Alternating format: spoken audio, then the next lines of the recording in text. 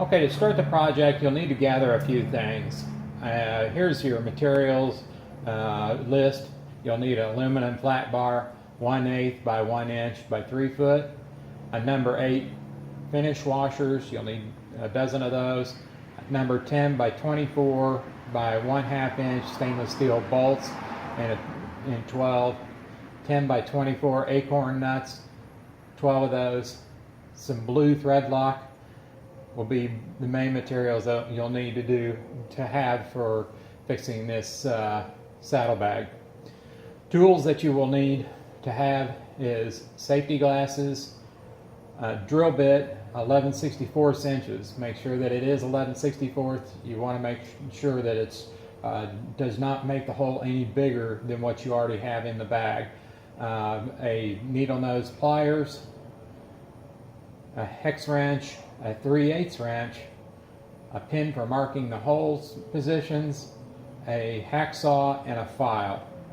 Okay, the additional tools that I used made the project a little bit easier. I had an air cutoff saw, a couple of clamps that hold the bar clamp to the table as I drill through. I also have a right angle drill accessory and flashlight and a punch. Okay, I'm about to start here with the removal of this brace right here, and this is basically again is worn out, definitely needs to be replaced, and that's causing part of the saggy bag situation.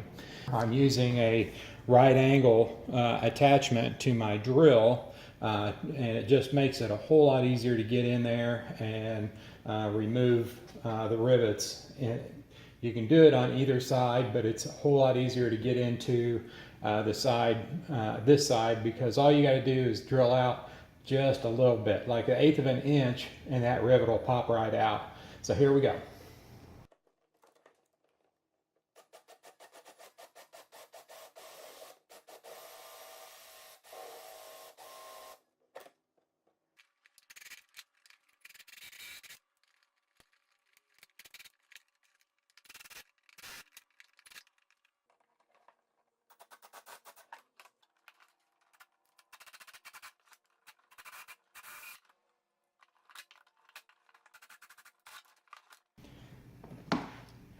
As you you drill out these rivets, you can see that it almost turns into a little washer that used to go onto the rivet like that.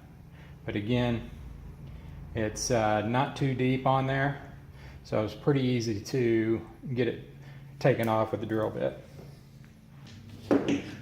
Okay, last one here, and we'll be done with the removal of this old bracket. I've drilled all the rivets out. Now the bar comes out real easy, and we're going to use this as a template on the aluminum stock to drill the holes so they're exactly and will match back up to the leather bag. The rivets will probably still be in the leather. Just take your needle nose and pull those out. Makes for short work.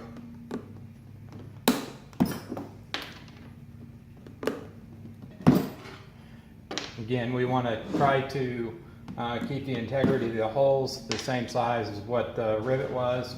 We don't want to be too aggressive with making any larger holes in that. That'll keep the leather stronger. So there you are. You can see the sides there with just the holes, and it's ready to be the aluminum bar to be put on.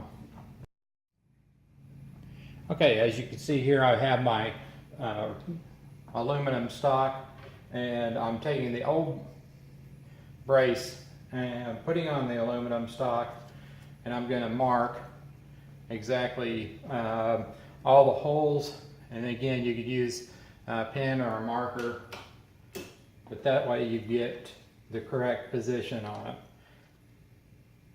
However, alternatively, and this is how I did it, I think it's a whole lot easier to do this. You can do it with a couple of C-clamps and works great. It gets you the proper alignment without having to drill a bunch of holes. So I'm going to clamp this down and then we'll get started again. I have my aluminum bar stock and the old bracket C-clamped to the table so that I can go in, make my drill my holes, and also I was able to use the marker then to make a line to where I'm going to cut it to size and have it ready to go back in. Okay, before you remove your bar stock out of your C-clamps, after you've drilled the holes, I would recommend that you take the bolts that you're going to be putting in and thread them through the bar stock. Like I said, it's going to be, it's designed to be really tight and basically cut its own threads. So it's a whole lot easier to go ahead and cut those threads while it's on the bench here, instead of doing it when you're trying to fit it to the bag. Okay, as you can see here, I'm done drilling the holes.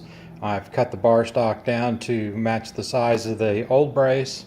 Again, you can see how that old brace is just really saggy. Look, has a banana curve to it, but it really works well as using it as the pattern.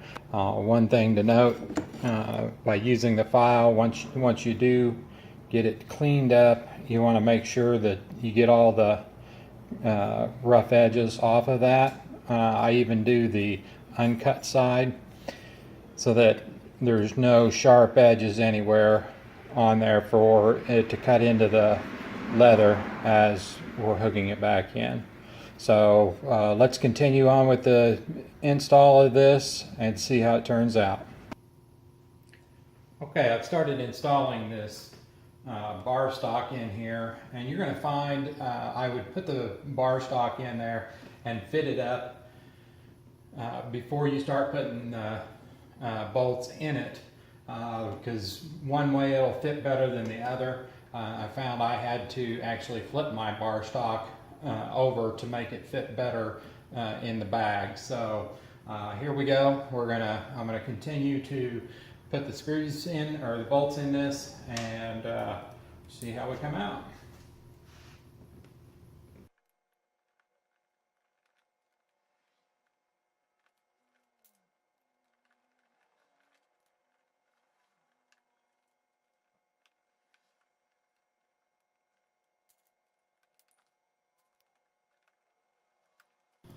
As you can see, even getting through the leather can be kind of tedious.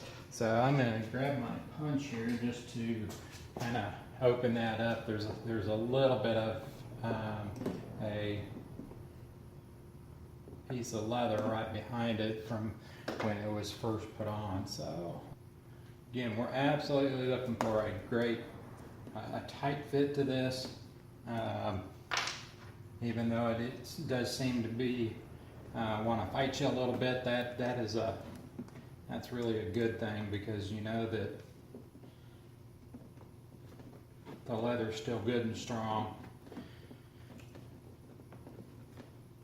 and that it's going to go well together, fit very closely back to the same tolerances that it had when it was first put together.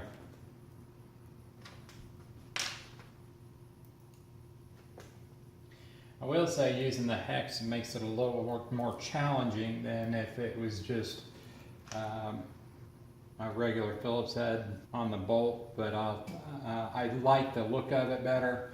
I think you will agree with me once this is finished.